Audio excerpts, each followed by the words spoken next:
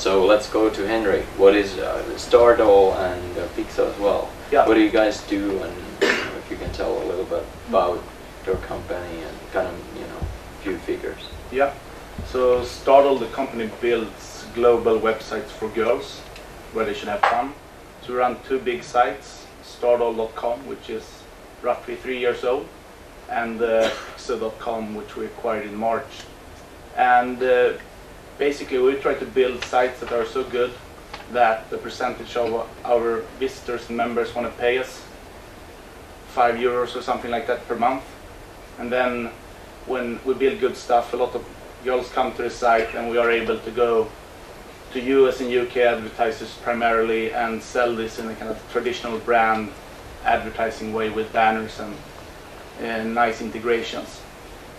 We're about 80 people today. Started 3.5 years ago with 6 people, so it's gone very quickly. We last year passed around 100 million Swedish in revenues, so at least we're monetizing some. We think it's a much bigger opportunity though, and gonna try and continue to grow throughout this year and the next ones. So you said you charge €5 per visitor, per user, roughly. I mean, yeah, we get the percentage of the members to pay roughly €5 exactly for an extra fun experience. Okay, but there's also an advertising model. Yeah. So which one is more important? We believe it's always good to build stuff that's so good that people want to pay you directly. And then if you do that at large enough scale, you're able to go to Disney and Procter & Gamble and T-Mobile and others who advertised with us previously and are coming back. Right. So it's advertising and kind of digital goods.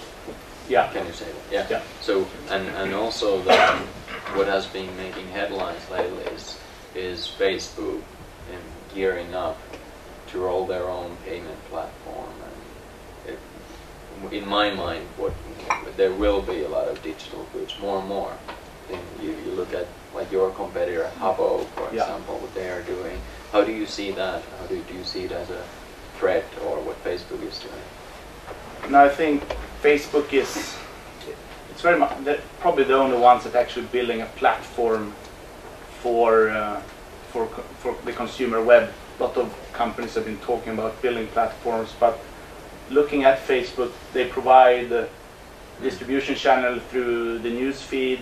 They provide the framework for applications and also payments, which they are rolling out, but obviously others have solved to different degrees, third-party companies already. So if Facebook is probably making $400 or $500 million this year, companies like Playfish and Zynga and the other big app developers, primarily games, are making as much on Facebook. So I think that's probably a pretty healthy way to look. If someone claims to be a platform company, someone should probably be making more than they are on the platform. Right, right. And you guys, where do you position on that map? You have your own platform, but you also have content for it, and you have advertising, and you're kind of a separate island building your own.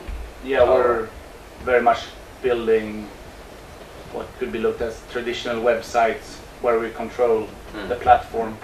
And there's obviously a lot of talk about Facebook, as most of, I would guess, people in this room use it. So it's very easy to relate to. But looking at other distribution channels like free flash games, portals, etc., drives enormous amounts of traffic. So there are other platforms we can work with, but we try to have people end up on our website, which is frankly better for advertising monetization. Lots of talk about apps, but if you look at the advertisers there, I would say it's mostly lead generation, kind of lower end affiliate stuff and offers, which I would think in the next year will deteriorate in value, and we will see that come back and hurt those companies. Right. Those we talked about this earlier, but there's, like I mentioned already, there's a couple of companies. There's Habbo, that's I know it very well because it's a Finnish one. It's similar to Stardoll. We basically stole our business model from Habbo. Right. Okay. Very good. Learned something from that. Exactly. Yeah. So, but is there? My question was related to that. Is there? Because in my mind, that's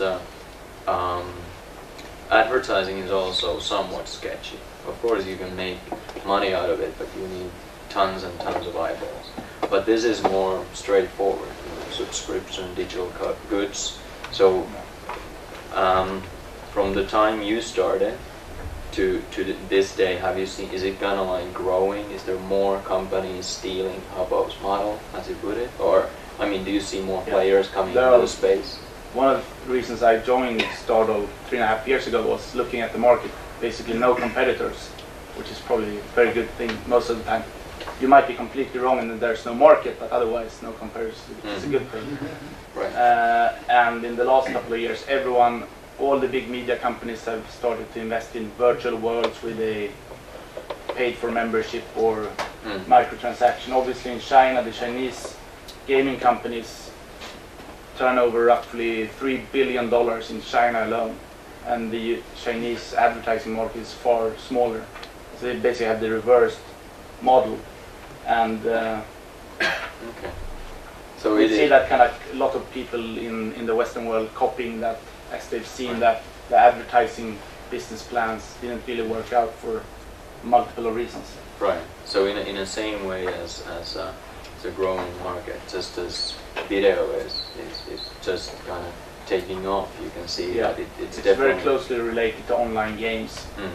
Probably if you take World of Warcraft, the Chinese microtransaction businesses, etc., you end up with probably $5 to $10 billion online games and virtual goods market, which is probably roughly 1/3 of global online advertising spend if you take away the search advertising, which I think it's a bit different. When you start comparing online and offline, it's not always that yellow pages are counted in, like the media's share or advertising share.